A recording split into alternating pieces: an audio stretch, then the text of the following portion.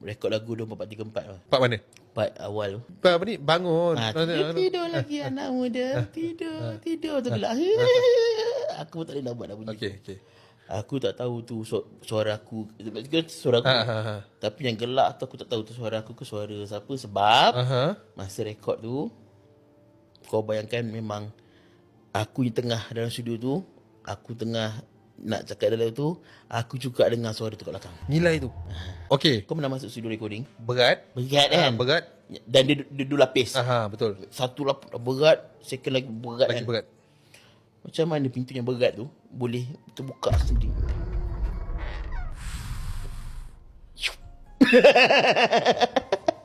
Ish. Lagu 2434 tu lah masa nak buat tu dia Banyak cabaran. sebab lagu tu pun lagu peringatan tentang solat.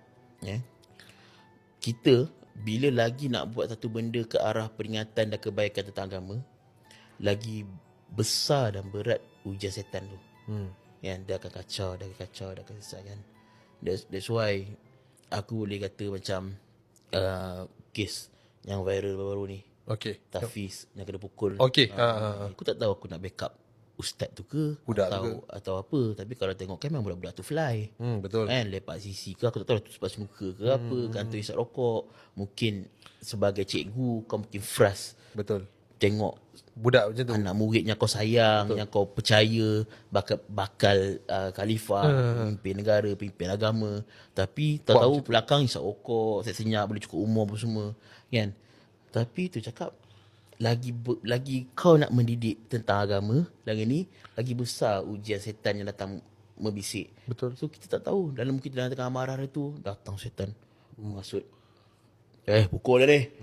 Pukul ni kita tak tahu, wallahu alam. Betul. Kan? Tapi aku jadi macam tak best bila aku baca komen-komen kata ni penunggang agama lah apa semualah, letak diri kita kat tempat orang. Kan? Kadang tak tahu, wallahu alam. Kadang lost control. Niat dia baik. Kalau tak ada siapa nak betulkan budak tu, biar aku betulkan. Tapi mungkin amarah tu tak dapat dikawal. Dan dirakam pula. Dan dirakam pula.